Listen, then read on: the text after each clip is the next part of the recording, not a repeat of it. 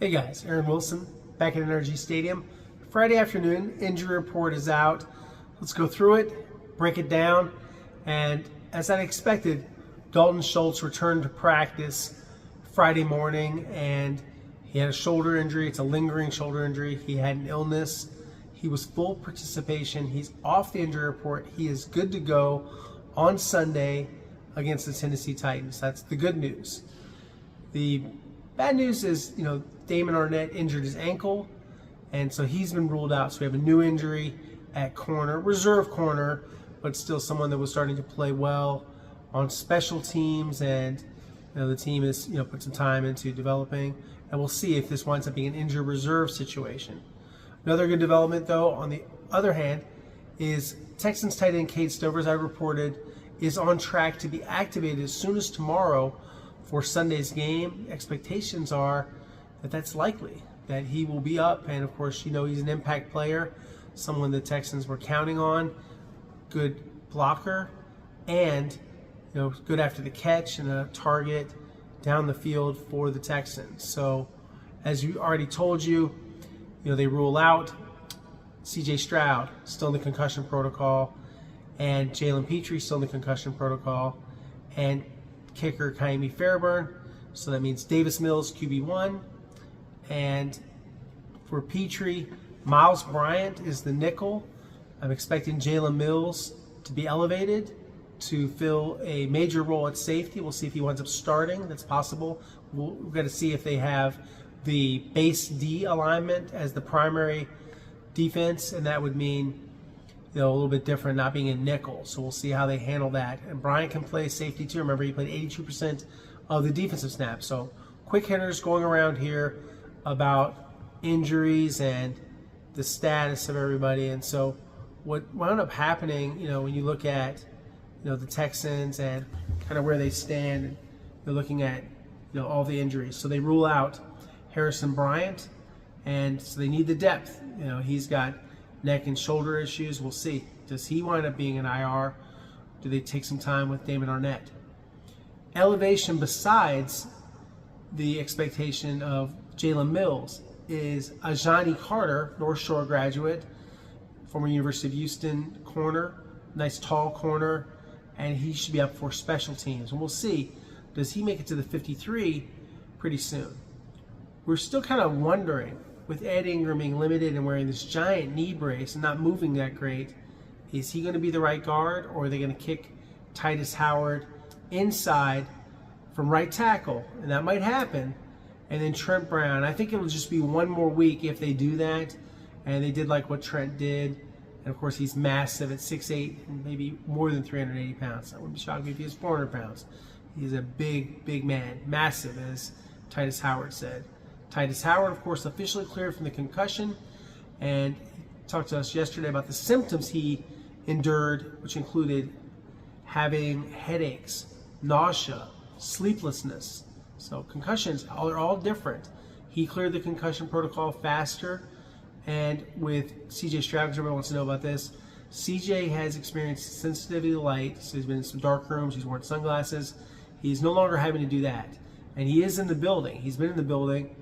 And so they're just letting him heal up, and it's once he's symptom free, and he's still dealt with headaches this week, then he can start practicing. Until he can practice, until the symptoms are gone, it's not a matter of resting or rushing, or can he play against Buffalo? And obviously that's more for a Monday and Tuesday, and we'll get more into that once that actually happens. It's a situation where you look at what goes on, and they have to follow all the rules, and they do. They care about these guys. No one is making anybody play with a brain injury. Repeat, nobody makes anybody play with a brain injury. Those days are gone. That doesn't happen anymore. So they have some leeway if CJ doesn't make it through the protocol Monday and isn't able to practice, then they will obviously go with Davis Mills again against the Buffalo Bills on Thursday night. Amazon Prime game. So we'll see. How does that go? So the big things we're tracking right now are right guard, right tackle, because there's flexibility there. Ingram is trending. He's doing well, but he hasn't had a full practice yet. and that might give us some hesitancy on whether they have him up or have him start. I'm hearing left guard Jared Patterson. That's my expectation, is Jared Patterson will be the left guard, or Jake Andrews at center, Arion Turner at left tackle, and then a combination of Ingram, Howard, Brown. Of course, the jumbo tackle is Blake Fisher. I think they'll continue to use that. So those are some of the injury situations. Of course, no injury designations for Azeez Al-Shire with a knee. Denico Autry, knee. They do that every week with him. Braxton Barrows, quad. Jake Hansen, elbow. Christian Harris, shin. Tytus Howard, concussion. Jakob Johnson, who has not been elevated yet, activated from the injured reserve, so he's been practicing, and we'll see how they do that. Davis Mills, no designation, left elbow injury, not serious, and it's not his throwing arm, as you guys know. Dalton Schultz, like we said, good to go, and same thing with they list Cade Stover as questionable. I think they do that with almost any player that hasn't been activated yet, because it's questionable. Will they be activated? And so that's part of it. As you guys know, for the Titans, Jeffrey Simmons, although questionable with a hamstring injury, is expected to play. So that's a tough blocking assignment for the Texans. It certainly was last time. They did rule out safety Xavier Woods with a hamstring, and they ruled out Khalil Mullings, their running back, and Bryce Oliver, a wide receiver. So Arden Key looks like he's up. He's questionable with the quadriceps. And Calvin Ridley, although he had a hamstring and his list is questionable, he's supposed to be back. So those are some of the things going on with the Titans.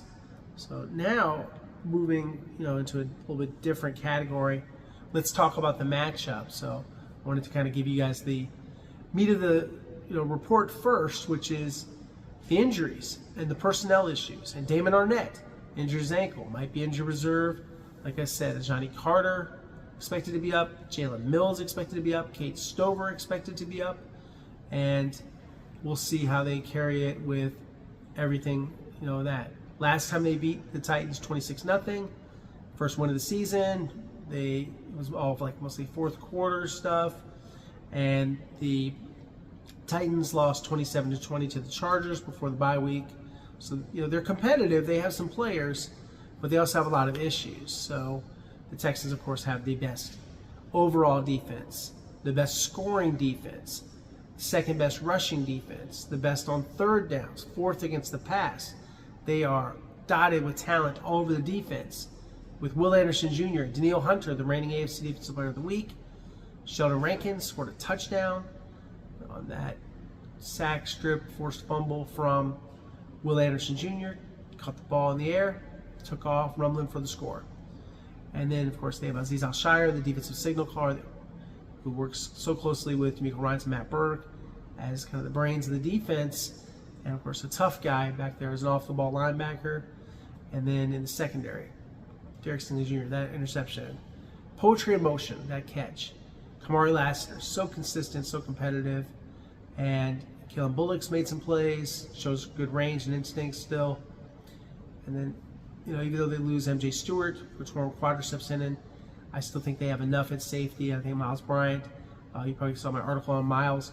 Miles is a very heady player, very smart, very consistent, and he studies every position. He can play kind of a Swiss Army knife. He can play outside corner, he can play nickel, and he can play safety at 5'9", 192 pounds. He's a three-time All-Pac-12, former Patriots starter, has punt return skills, does a lot of things. So Graham Mertz will be the backup quarterback. I think emergency quarterback might be Dario Ogunbowale. We'll see. I don't know. Hopefully they never get to that point to need him, but such a versatile guy, so it wouldn't shock me if he was able to play some quarterback. He can certainly play, he can kick. So the Titans have the worst offense in terms of yards. It's just awful. And rookie Cam Ward, he's struggling out there. They're 31st in rushing, even though they have some good backs. They do get back Tajai Spears. They have Tony Pollard. But, they're last in scoring. On defense, they're not very good. They're 25th. That's why they're 1-8 for a reason. They're 17th in passing, 27th in rushing, 30th in scoring. Texans are +6 turnover differential. Titans -3. And how are they going to block Danielle Hunter? I don't know if they can. So he's coming off this 3.5 sack game. leads the team with 7.5 sacks, has 8 tackles for losses, and has had 2 sacks in the last game between these teams. So Cam Ward does lead all rookie quarterbacks. There aren't a lot of rookies playing. 1,768 yards, touchdown pass in 3 of the last 4 games at home, but only completing 57.1% of his throws, 6 interceptions, only 5 touchdowns. So most sacked quarterback even after a bye. He's a really tough pace there for that. And of course the Texans defense, so stingy, so good, so aggressive. It would be very hard for me to think that the Titans will match up very well. So the Titans have scored less touchdowns than their opponent for 15 consecutive games, going back to last year. They only average 14.4 points. The Texans only allow 16.7 points and 261.3 yards per game. So the Texans shut them out last time. It's hard to think that it's going to be much different. Yes, it's in Nashville, but I just not feeling it. I think the Texans will get to 5-5. That's my prediction. That's my expectation, that they will win this game. And even if Jeffrey Simmons comes back after missing the past 2 games, doesn't matter. It's about the Texans. I think they can sweep this series. Davis Mills, Money Mills, coming off a good game, engineered that comeback, 292 passing yards, 2 touchdowns, and the game-winning touchdown run on that scramble. Woody Marks making his move, becoming the primary back this past game. We'll see, do they stick with that or they go back to it? Nico Collins coming off of a season-high 136 yards, 7 catches on 15 targets. Dalton Schultz, 7 catches, 53 yards, first touchdown of the season. So a lot of things happening there. Jaden Higgins caught a touchdown. Jalen Noel had a key 4th down completion to him from Davis Mills. And Will Anderson Jr., who I think should get some consideration in the NFL Defensive Player of the Year conversation, even though stat-wise maybe not quite there, but such a good football player. 1 sack, tackle for loss, pass defense, forced fumble, 4 sacks in 3 career games against the Titans. So we'll see. The Titans did have 6 sacks, their season high in Week 9. They have a little bit of a rush. They have a front, and that's something where the Texans got to get these guys blocked. They definitely have to block Devondre Sweat, who's a gigantic, super heavyweight defensive tackle for the University of Texas, also from nearby Huntsville, and he's had a sack 2 of the past 3 games. Cody Barton's a pretty good coverage linebacker, and Jihad Ward had 2.5 sacks in Week 9, so he's underrated. Texans, of course, have 10 interceptions, come off a 5-sack game, so a lot of things working in their favor. I don't think there's any chance they would overlook the Titans. The Texans aren't good enough to overlook people. They shouldn't be overlooking anyone. Certainly not the Titans. I don't care what the record is. It's something of a rivalry. Just ask the old Love You Blue fans what it means to them and what it means to Titans owner Amy Adams Strunk, who gets very emotional whenever they've beaten the Texans, including crying reportedly. So we're going to see how this looks when the Texans match up against a Titans secondary that is missing L'Jarius Sneed. So that's definitely a factor. But like I said, they have some talent in terms of Jeffrey Simmons, Devondre Sweat, Sebastian Joseph Day, Arden Key. That's a pretty good front. A lot of people would like to have that front. Jihad Ward, and him as an edge rusher. You have Darrell Baker. You've got, like I said, Xavier Woods out. You got Jalen Armour-Davis back at one of the corners. Nichols, Marcus Harris, and they have Amani Hooker. So it's not anything to really be afraid of when you look at their secondary. I think there's a lot of good matchups for Nico Collins and company. If Calvin Ridley is good to go, they do have a threat. Alik Oyumanor is also a threat. They have Shamari Dickey. They have an okay left tackle in Dan Moore, a good left guard in Peter Skoronski, a good center Lloyd Cushenberry, an older guard, Kevin Zeitler, the Texans did not pursue, a good young right tackle in J.C. Latham, but still, too many sacks. Some of it's on Cam and some of it's on the team. They've got good running backs in Tony Pollard and Tyjae Spears, but I don't know if anyone's going to run on the Texans consistently. We haven't really seen that since Tampa Bay, where a lot of people have been able to make a lot of hay running on them. So it's a decent matchup regardless of how the Texans configure their offensive line, how it all looks. Again, I think it's a win. I think this is going to be 5-5, and they got to hope that they don't get out of this game with any new major injuries, and if they can get some guys back, including C.J. Stroud, hoping to get him back for Buffalo. I saw him today, not an interview or anything like that, but got to briefly talk with him, and you can tell he's doing better. So for everybody that's, he appreciates all the thoughts and prayers, and his mom, Kimberly, does too. So remember, it's not a robot. He's a person with, one brain. You just feel like everybody's got to be a little bit mindful of, I say mindful, meaning like use your mind when it comes to concussions. This is serious stuff, and you cannot rush the concussion. So we'll see how it all looks with the wide receiver core. I expect, a lot of Nico Collins. Christian Kirk did draw a pass interference penalty last game. That was a big play. So still Jaden Higgins, Jalen Noel trending well, and so many things we're watching. Ed Ingram, does he, he's not ruled out, so do they have him up or not? If he's up, then they go back to Ed Ingram, Tytus Howard. That's what they'd like to do, but the knee is wrapped up tight. It's a sprained knee, so that's the injury he has, and so we'll see how they go about that. Surgeries this week, Jalen Smith for his knee, not an ACL, but it was something less than his season ending. Second time on there, and of course MJ Stewart, speedy recovery to him. He had successful surgery to repair his torn quadriceps tendon. So that's kind of where things stand, and be a very interesting weekend.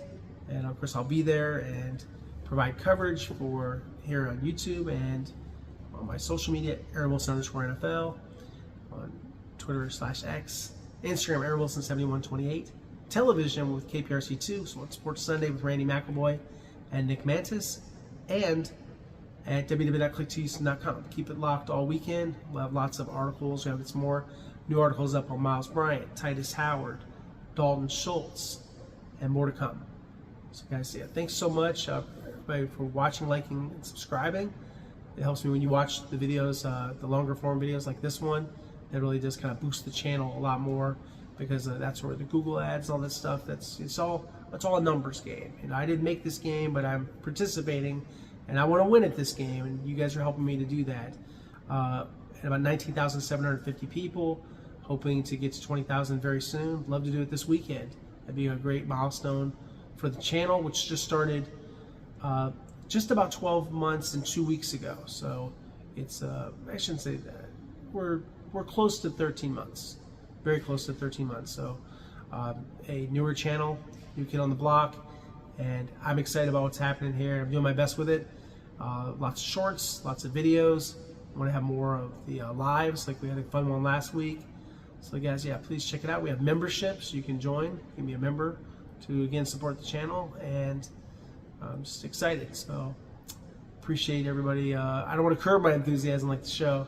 I want to be enthusiastic, and I am. I'm optimistic about the future, and of course, with the Texans, it hasn't been a great season, but it's been an interesting season, and I think the future for the Texans, as a franchise, it's still bright, but they've got some things to fix in this offseason. Can't do it all right now. It's going to take some really good planning, and we'll get into all of that, of course, as we get into the offseason. So guys, thanks so much.